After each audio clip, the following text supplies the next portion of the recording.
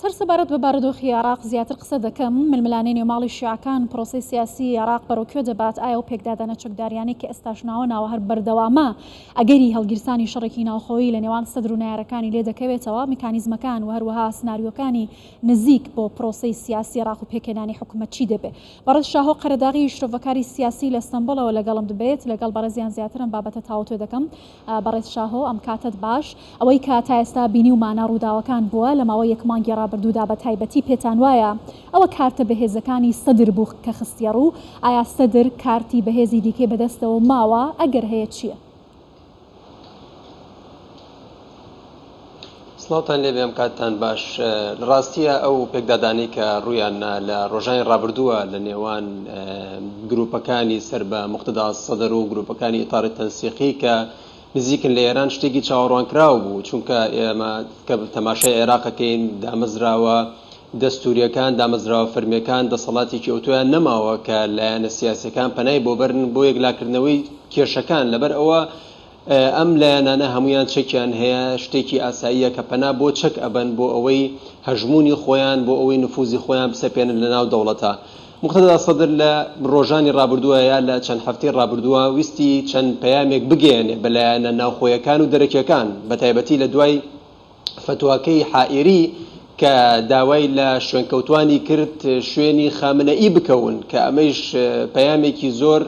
تند بوو بۆ موقتدا سەدر و موقتدا سەدر هەستی کرد کە ئەم پەیامە لە ئێرانەوە نێراوە نەک لە ناوخۆی عێراقا. لەبەرەوە ئەویش بە شێوەیەکی ڕوون بینیمان کە دووبارە پەنای بردەوە بۆ شەقامی عێراقی، دووبارە پەنای بردەوە بۆ شەقامی سەدرەکان بۆ جوڵاندنی ئەو جەماوەرە زۆرەی کە پشتی پێ ئەبەستێ. یعنی ئێمە کە دەبینین ئەم جەماوەرە زیاد لە هەزارەها کەس یەنە سەر جادە لە دواییە لە ماوەی 6 دقەیە ئەگەڕێنەوە بۆ ماڵەکانیان، ئەمە کارتێکی بەهێزە کە موقتدا سەدر بەکارهێنێ. ئەوەی دوای ئەوە ڕوویە موقتدا سەدر ویستی پەیامێکی تر بگەێنێ نەک لە بەغداد بەڵکو لە بەسڕە جوڵەی بە دەستی بە جوڵەکانی کرد، چونکە لە بەسڕە ئەو لە 2008ەوە کە هەوڵەیە لە بەسڕە هەژمونی خۆی بسەپێنێ، ئەو کاتە نووری المالیکی نەیهێشت و ئەوە بۆ ڕوبەڕووی سەربازی ڕوویە. ئێستا خەزعەلی بووە بە ئەو بربەستەی کە نایەڵێ موقتدا سەدر بە تەواوی هێزی خۆی بسەپێنێ لە بەسڕە. لە بەسڕە ئەم پەیامەی موقتدا سەدریش ئەڵێ کە نەک بەس تەنها لە پایتەختی بەغدا بەڵکو لە بەسڕە کە شوێنێکی گرنگی استراتیجی ئابووریە، لەوێش نفوزمان هەیە، لەوێش هەژمونمان هەیە. ئەوە بوو لە ئامانجی ئەوەی کە ئەو پەیامە بگەێنێ ئەو ڕووداوە سەربازیانە ڕوویە، کوشتنی 5 کەس لە سەرای سەلام لە عەسایب ئەهل الحەق، بەڵام دوایی وەزعەکە هێور بووە ئەو بەهۆی بەبیانووی ئەوەی کە چلەی ئیمامی حوسێنە. یعنی من تەسەوڕەکەم کە ئێستا ئەم هێوربوونەوەی ئەمەش شتێکی موقەتە، شتێکی کاتیە، لەبەرەوەی هەموو لایەنەکان هەستەکەن هەست بە تووڕەییەکەن و هەستەکەن پێویستە کە تۆڵی خۆیان بسەنەوە. بەڵام تەقدیرن و احتیرامن بۆ ئەم مناسبەیە کە لای شیعەکان لە هەموو دنیاە شتێکی پیرۆزە، پێکدادانەکانیان تەجیل کردووە دواخستووە بۆ دوای ئەم یعنی مناسبەتە بۆ دوای چلا، لە دوای ئەوە هەموو سیناریۆکان دیسان کراوە ئەبێ لە ناویشیانە پێکدادانی چەکداری دووبارە. باشە پێتان وایە کارتی داهاتووی سەدر چی دەبێت؟ ئایا ئەو جارێکی دیکە پەنا بۆ شەقام دەباتەوە یا گوشارەکانی خۆی لەسەر نایارەکانی دەست پێکاتەوە بۆی کە حکوومەت هەڵبۆشێنێتەوە یا پەرلەمان هەڵبۆشێنێتەوە؟ بێگومان موقتدا سەدر دوای ئەوەی کە پەرلەمانتارەکانی یعنی 73 پەرلەمانتار کە ئەمە هێزێکی گەورە بوو کە سەدر هەیە بوو لە ناو پەرلەمانە، دوای ئەوەی ئەمانەی کشانەوە و هەروەها هەوڵیە کە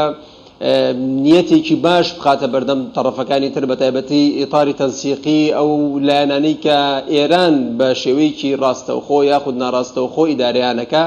هەوڵیە کە بحسن نیەیەک نیشان بە، ینی نیەت باشیەک نیشان بە بۆی بگەن بەڕێکەوتن. بەڵام وا دیارە ئەو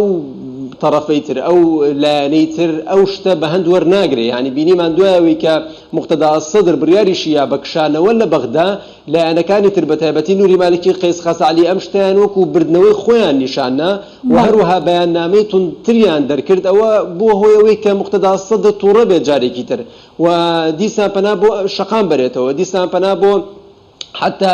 سرای سەلام و دابەزاندنیان بۆ شارەکان بەرێتەوە. یعنی کارتی موقتدا سەدر لە ئێستا کارتە بەقەوەتەکەی ئەوەیە کە دووبارە شەقام جوڵێنێتەوە چونکە ئێستا سەدرێکان هەست بە زوڵمەکان یعنی هەستەکەن زوڵمێک لەسەریان کراوە ئەو حەقە دەستوریەی کە هەیان بوو بەوەی کە حکوومەتێک پێک بێنن دوور لە محاسسە دوور لە یعنی بە دوورخستنەوەی هەنێک شخصیات هەنێک کەسایەتی وەکو نیل مالیکی هەستەکەن ئەو مافەیان خوراوە لەبەرەوە ئامادەن دووبارە برژێنەوە سەر شەقام لەگەڵ ئەوەیشە هەنێک لایەنی تر هەیە بە تایبەتیەوانی کە بەشداری مزاهرەکانی تشرینیان کرد ئامادەن ئەوانیش پشتگیری لە مقتدا سەدر بکەن ئەگەر ئەمە ڕووبە ئەو کاتە مقتدا سەدر یعنی لە هاوسەنگی هێزەکەی زیاتر بەقەوەتە بێ لەگەڵ ئەو لایەنانی ترا کە دژی وەستاون. باشە ئێستا ڕایگەشتی عێراق بەسەر دووە ڕاستەدا دابەش بوون ئاراستە یەکەم پێی وایە کە ئەمەی کە ڕوو دەدات لە شەقامدا گوشارێکە بۆ بە جددی کارکردن لەسەر نەهێشتنی گەندەڵی و حکوومەتێکی جیاوازتر دروست بکرێت لە عێراق و ئاراستەی دووەم ئەوەیە کە لە ڕێگەی شەقامەوە کۆدەتایەکی نەرم لە ڕێگەی سەدریەکانەوە حکومی عێراق بگۆڕێت و بە شێوازێک حکوومەتی عێراق بە جۆرێکی تر پێک بهێنرێت. پێتان وایە کامیان نزیکترە ئایا دەکرێت بەم شێوازە پرۆسەی سیاسی عێراق بکەوێتە دەست هێزی شەقامەوە؟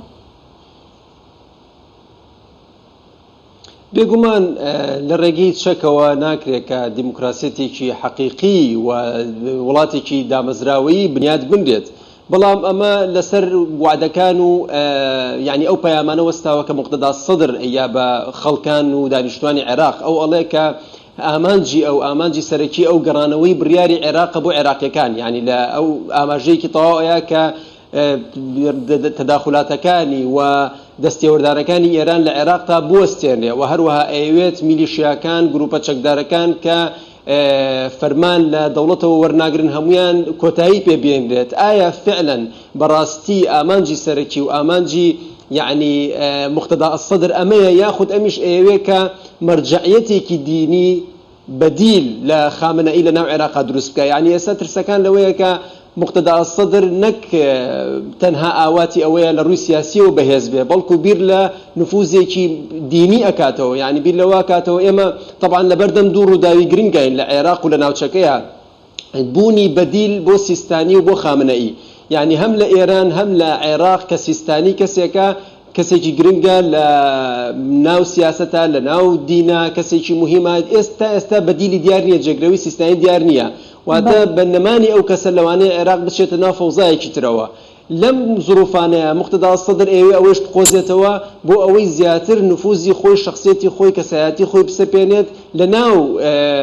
دینە لە ناو شیعەکانی عێراقا. ئایا دەبێت بەم شێوەیە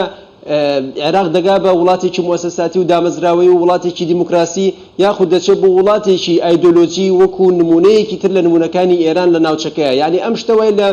زۆر لەو هاوڵاتیانی عێراق کردووە تا ئێستا بەگومانەوە سەیری جوڵەکانی سەدرەکەن بەڵام وەکو شتێکی قۆناغی لەم قۆناغەیە بێگومان هەنگاوەکانی شتێکی ئەرێنیە کە داواکە هەموو میلیشیاکان لە ناوچەی سەوز بکرێنە دەرەوە هەموو میلیشیاکان لە دەواازە سنووریەکان بکرێنە دەرەوە ڕێگە نەدرێت کە ئەم میلیشیانە تەداخل و دەستێوەردان بکەن لە سیاسەتە ئەمە دەورێکی سەرەکی ئەبێت لەوەی کە باڵەکانی ئێران لە بەغدایە لاواز بکرێن و بە شێوەیەکی تەدریجی نەک لە یعنی بە شێوەیەکی تەواو بە شێوەیەکی تەدریجی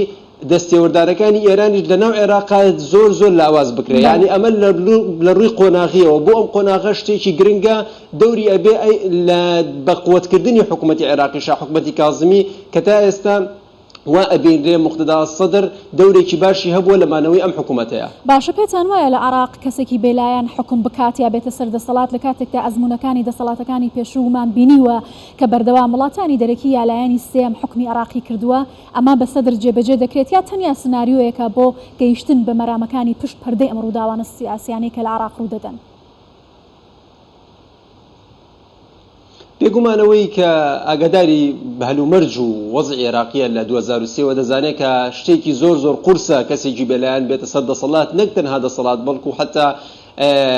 یعنی پۆستەکانی تریژ لە پۆستی وەزاری بێ یاخود عسکەری یاخو ئەمنی هەموو ئەم پۆستە گرنگانە بە تایبەتی لەلایەنە شیعەکانەوە دیاری ئەکرێت بەوە بوو لە پێشووترە ڕێکەوتنی هەبوو لە نێوانیانە قاسم سولەیمانی هەبوو دەهات لە ئێرانەوە هەمویانی ڕێگەخستەوە نەهێشت کێشەکان بگاتە ئەم